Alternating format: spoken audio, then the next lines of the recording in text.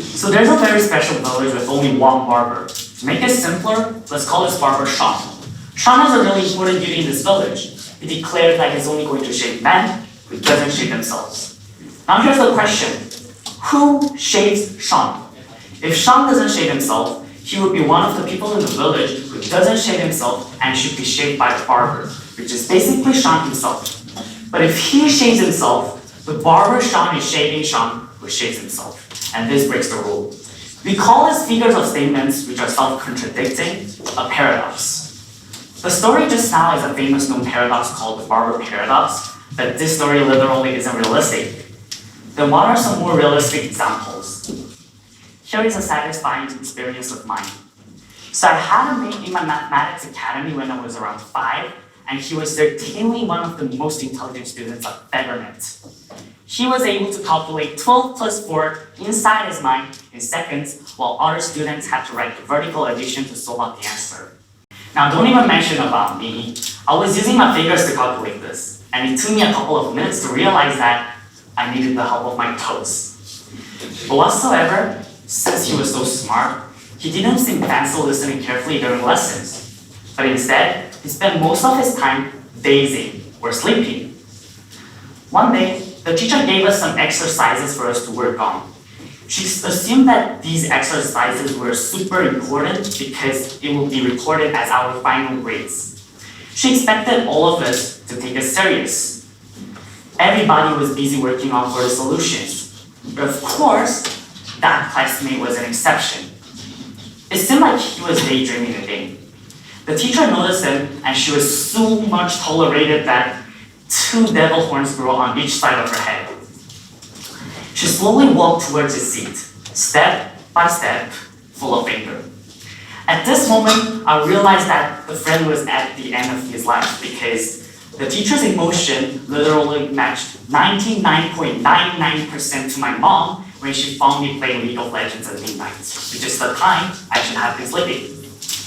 I still remember that night I was beaten up really, really bad. It was worse than a nightmare. Soon the teacher was standing beside the classmate. She carefully asked him what he was doing. In no more than a second, he replied, something, in a serious tone of voice. And this gave me a suspense inside my mind. Was he actually working out for the solution of 48 plus 33 inside his mind? I mean, this is ridiculous because it's an addition of 2-digit numbers. At least this was a hard question then. You wouldn't be able to solve out the answers even by using all your fingers and all your toes.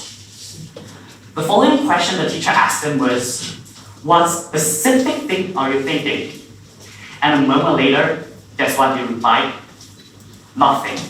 And that made me and my classmate laugh extremely hard. P.S. The teacher was pissed off by his behavior. I believe everyone had heard of this joke, so I'm thinking something, nothing. Eventually, these kinds of paradoxes that happen commonly in our lives do not have a specific name. So I call them daily paradoxes.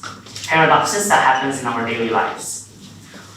Now, if I tell you to think of a daily paradox in a minute, would you be able to think of any? You can start thinking one while listening to my presentation.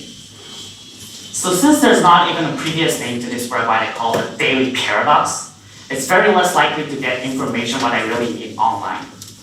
So, I had a survey between 40 people around me by myself. If you are able to give me an example of a daily paradox in a minute, then congratulations, because according to my results, only 1 out of 40 was able to give me an example. What does this result tell us? It's hard to notice the daily paradoxes happening around us. Not is it because there's only a few paradoxes happening, but it's just because we're not attentive enough. Well, the truth is that in this world, there's loads and loads of paradoxes existing. For instance, the farmers and gardeners may face the pest paradox. This is one of the most easiest and typical paradoxes involved in our lives. There are also much more sophisticated ones. Here's a good sample. So if a country is highly populated, the government would try to decrease the birth rate in order to control the population of the country. But this plan may cause immoderate social aging. Serious immoderate social aging may then cause a may lead to a demand of social welfare. To increase the social welfare, much finance will be needed to support, which means that the country should have a rapid growth of GDP. But the old won't be able to realize this ambition since they have a low quality of labor. Instead, the young will be needed to motivate the social welfare. As a result, if a country decreases the birth rate, it may also have to increase the birth rate. Sophisticated. Now this leads to another question. If there's so many paradoxes existing in this world, why don't we notice them so easily? The person who was able to give me an example of a daily paradox among 40 people who I surveyed gave me the case of meat paradox. And let me use this meat paradox as a background to tell you why. Many of the same people who regularly put meat on their dishes are also likely to be identified as animal lovers.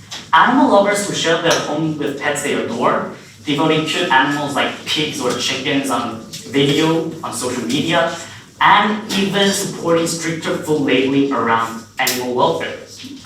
But when these animal lovers consume meat, they do not feel miserable. Instead, they enjoy this delicious meat. The logic of this paradox is pretty much simple. So there's a worker inside your brain that looks exactly the same as you. This doppelganger classifies the positive and the negative thoughts you think while you eat. The positive thoughts will be remain in your mind. These thoughts include yummy, delicious, or even what a sexy girl over there. In contrast, the negative ones will be deleted. These ideas involve the feelings of shame, pathetic, and compassion about the lovely animal killed just for our food. The worker's job is just like how you keep your phones and softwares on your computer that you need, but they get rid of the ones that are useless. The doppelganger does this job because it wants to eat with confidence. It doesn't want you to feel pity or avoid eating it just because they once were adorable living creatures. This means that when we eat food like meat, hot dogs, or chicken wings, we do it in denial, already by referring to what we eat as beef instead of a cow, which is one of the positive thoughts. So we have created a distance between our food and an animal which has the ability to think and feel. So to conclude up, when we are doing a certain action, this doppelganger doesn't want you to put much effort on brainstorming or struggling with these useless questions or sophisticated feelings. And that is why you do not recognize them so easily. Well, this doppelganger also makes some mistakes, just like you do. And that's when you feel negative about doing something. At this point, you realize that paradoxes exist naturally. Just like the sky, just like the earth, and just like the sun. Now let me tell you 2 tips on how to utilize these naturally existing daily paradoxes to improve your life for better. First, if something scares you, something like facing a trauma or speaking to a stranger, you should probably do it or challenge it. If fear is keeping you away from doing a certain action, the best way to conquer this fear is to brave the challenge. This way you'll be on the way of becoming bolder and more confident doing it. It will be a long and very tough progress, but once you dominate all those fear and fright and reach the final end, you achieve victory. This means that you will never fear repeat doing it. Notice that the keyword of the sentence, if something scares you, you should probably do it, is the word probably. You have to depend on the situation to decide whether you're going to take the action or not. Please do take actions to the only things that will give you a positive result at the end. Second, failure leads to success. I doubt that this statement is familiar to any one of you. People like your parents, your teachers, or successful people have been repeating this quote for like hundreds and thousands of times. Many people get depressed by failing. They think failing is bad and is something to fear. But instead of getting depressed or feeling remorse, we should learn to ask ourselves, what is the worst thing that could happen if I fail? We should embrace our failure and see it as a stepping stone to the success.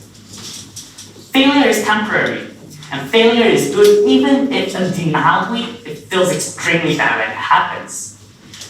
But when something goes wrong, we have to learn to say, something good is happening here. Look for the greater message of the failure, and eventually, it will turn out to be good. These are the 2 things I'm going to tell you today. There are also a lot of other paradoxes that could improve your lives and encourage your lives. So much for today. Thank you.